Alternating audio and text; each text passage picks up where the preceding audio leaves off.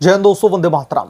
राहुल गांधी की दोहरी नागरिकता के केस में समूचे देश की निगाहें इलाहाबाद हाई कोर्ट की उस लखनऊ बेंच पर टिकी हुई थी जिसने कहीं ना कहीं संकेत दे दिया था कि वो राहुल गांधी को नोटिस जारी करने वाले हैं।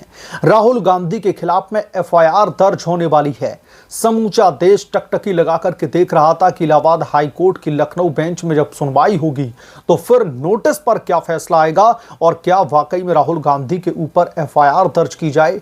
इन तमाम चीजों पर कोर्ट से अब दोस्तों जो खबर आई है उसने लोगों को चौंका करके रख दिया है, क्योंकि जिस मामले में नोटिस जारी होने की संभावना हो, राहुल गांधी के खिलाफ में केस दर्ज करने की संभावना हो, लेकिन अचानक से हाई कोर्ट से अनएक्सपेक्टेड जो खबर आती है वो पूरे देश को हिला करके रख देती है और हमारी न्यायिक व्यवस्था को भी अब कहीं ना कहीं चर्चा का विषय बना जाती है।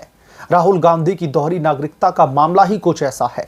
उनकी ब्रिटिश नागरिकता, ब्रिटिश पासपोर्ट को लेकर के जैसे तैसे इलाहाबाद हाई कोर्ट की लखनऊ बेंच में एक निर्णायक मोड़ पर यह पूरा का पूरा मामला पहुंचता है, लेकिन जज साहिब कुछ ऐसा करते हैं जो लोगों को बेहद ही हैरान कर देता है। क्या हुआ है हाई कोर्ट में सुनवाई के दौरान और जज साहिब ने आखिरकार ऐसा क्या कर दिया जिससे पूरे देश की जनता हैरान है, सब कुछ इस रिपोर्ट में हम डिटेल में जानेंगे। आप लोगों से भी गुजारिश है कि आपका जो भी राय है, आपकी जो भी पॉइंट ऑफ व्यू है, वो हमें कमेंट सेक्शन में जरूर लिख करके बताइएगा।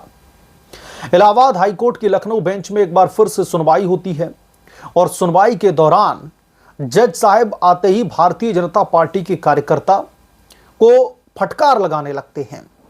बीजेपी के कार्यकर्ता के ऊपर कई सारे एक तरीके से गंभीर आरोप मढ़ने लगते हैं और फिर आखिरकार अपने आप को इस सुनवाई से अलग कर लेते हैं।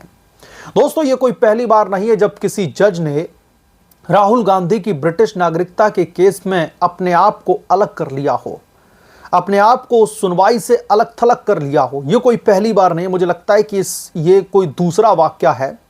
इससे पहले भी जो है एक जज साहब ने अपने आप को सुनवाई से अलग कर लिया था और यह कहा था शायद कि इस अदालत के पास में कोई अधिकार नहीं है कि वो किसी की नागरिकता को लेकर के कोई फैसला सुना दे, किसी की सिटीजनशिप को लेकर के कोई वर्डिक्ट सुना दे। अच्छा, हाई कोर्ट के जज साहब तिलमिला इसलिए गए क्योंकि भारतीय जनता पार्टी के कार्यकर्ता जो हैं शिशिर, जिन्होंने राहुल गांधी पर गंभीर आरोप लगाए हैं दोहरी नागरिकता होने के, ब्रिटिश सरकार के तमाम ईमेल्स का जिक्र किया है। आपको याद होगा जब लोअर कोर्ट में सुनवाई चल रही थी इस बाबत, तो उन्होंने गंभीर रूप से ये सवाल खड़े कर दिए थे जब फैसला उनके खिलाफ में आया था, राहुल गांधी के पक्ष में आया था और पूरी की पूरी कांग्रेस पार्टी सेलिब्रेशन करने लगी थी पूरे देश में कि देखिए कैसे राहुल गांधी को पॉलिटिकल वेंडेटा के तहत परेशान किया जा रहा था, कोर्ट ने उनके हक में फैसला सुना दिया। तो उस समय कई सारे मीडिया इंटरव्यू दिए थे, विघ्नेश शिशिर की तरफ से इंटरव्यू दिए जाते हैं और वो अपनी बात रखते हैं चौथे स्तंभ के सामने कि कैसे उनके तमाम पहलुओं को, उनके तमाम बिंदुओं को कोर्ट ने नजरअंदाज किया है। निष्पक्ष तरीके से कोर्ट में सुनवाई नहीं की गई, इस तरीके के उन्होंने कई सारे स्टेटमेंट कह लीजिए, इंटरव्यू कह लीजिए, उन्होंने दिए थे और कोर्ट पर सवाल खड़े कर दिए थे कि उनकी तमाम दलीलों को अनसुना किया गया और इसीलिए फिर उन्होंने चैलेंज किया था इस मामले को इलाहाबाद हाई कोर्ट की लखनऊ बेंच में। और जब इस मामले पर दोस्तों सुनवाई होती है तो कहीं ना कहीं संकेत भी आते हैं कि अब राहुल गांधी को नोटिस मिलने वाला है, अब राहुल गांधी के खिलाफ में एफआईआर दर्ज होने वाली है। लेकिन इन वक्त पर हालात, जज्बात, वक्त सब कुछ बदल जाता है। मैं एग्जैक्टली अब कोट करके बताता हूं जो जस्टिस विद्यार्थी साहब हैं, उन्होंने उस सुनवाई के दौरान क्या कुछ कहा और अपने आप को अलग क्यों कर लिया। इलाहाबाद हाईकोर्ट की लखनऊ बेंच के जस्टिस सुभाष विद्यार्थी ने याचिकाकर्ता विघ्नेश शिशिर की याचिका पर सुनवाई से खुद को अलग कर लिया। यह फैसला याचिकाकर्ता द्वारा सोशल मीडिया पर और मीडिया में दिए गए बयानों पर कड़ी आपत्ति जताने के बाद लिया गया।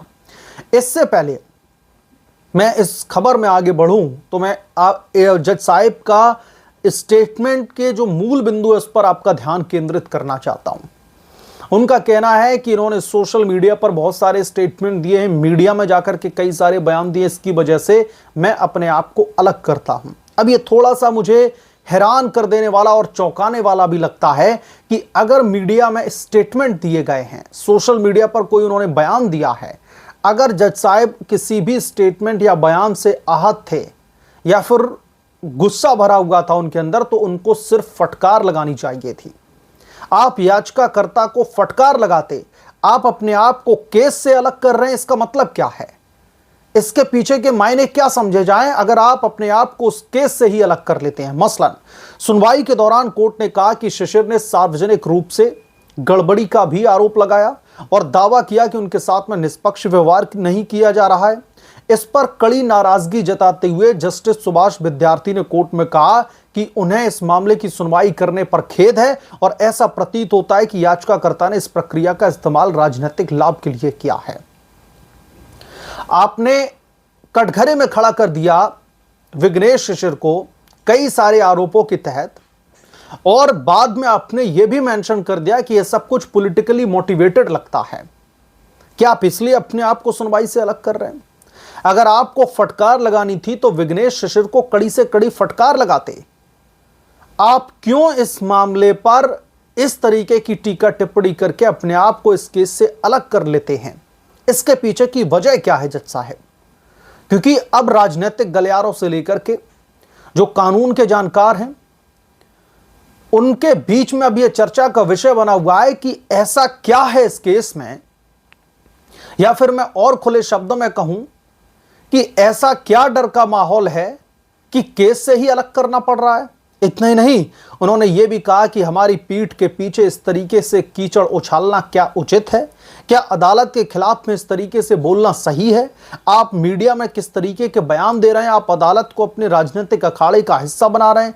हाई कोर्ट ने यह भी कहा कि शिशिर ने सोशल मीडिया पर यह भी राय मांगी कि क्या यह मामला इसी बेंच के समक्ष जारी रखना चाहिए। यहां तक कि उन्होंने भारत के मुख्य न्यायाधीश से भी हस्तक्षेप की मांग की। अगर chief justice of India justice Suryakant से अगर हस्तक्षेप की भी मांग की जाती है तो इसमें बुराई क्या है? किसी को ऐसा लग रहा है कि उसकी याचिका पर ठीक तरीके से सुनवाई नहीं चल रही है, लोअर कोर्ट में निष्पक्ष तरीके से सुनवाई नहीं चल रही है, और अगर वो चीफ जस्टिस ऑफ इंडिया के हस्तक्षेप से जो है गुहार लगाता है, उनसे कहता है कि आप भी इस मामले में देखिए क्या चल रहा है, इसमें गलत क्या है? और रही बात कोर्ट के फैसले पर सवाल खड़े करने की, रही बात विघ्नेश शिशिर की तरफ से दिए गए बयानों की, उसे कोई भी डिफेंड नहीं कर रहा। जज के पास में यह पूरी शक्ति थी कि वो वहां पर उन्हें कड़ी से कड़ी फटकार लगाते, मीडिया इंटरव्यू सोशल मीडिया पर किस तरीके की पोस्ट करने से रोक लगा देते। आप बाउंडेशंस, आप बाउंड्री क्रिएट करते ना, आप अपने आप को केस से ही अलग कर लेते हैं। यह बहुत सारे सवाल खड़े कर रहा है। और सबसे बड़ी बात यह है कि आपको इस चीज से दिक्कत क्या हो रही है जज साहब की, अगर एक याचिकाकर्ता chief justice of India Suryakant से गुहार लगा रहा है कि आप आकर के इस मामले में हस्तक्षेप कीजिए, क्यों ना करें? अगर किसी को लग रहा है कि किसी भी अदालत में उसके मन के मुताबिक सुनवाई नहीं चल रही, उसे ऐसा लग रहा है उसके साथ में अन्याय हो रहा है, और अगर वो चीफ जस्टिस से गुहार लगाता है कि आप भी इस मामले को देखिए, तो इसमें गलत क्या है?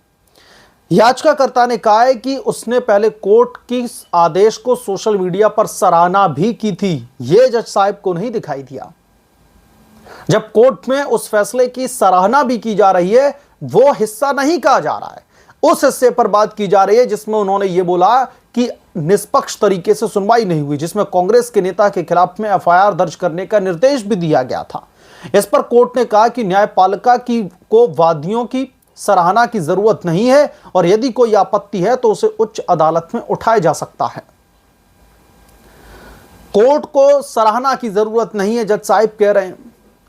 कोर्ट को क्रिटिसिज्म से डर लग रहा है, और आप फटकार भी लगा देते हैं याचिकाकर्ता को, और उसके बाद में अपने आप को केस से भी अलग कर लेते हैं।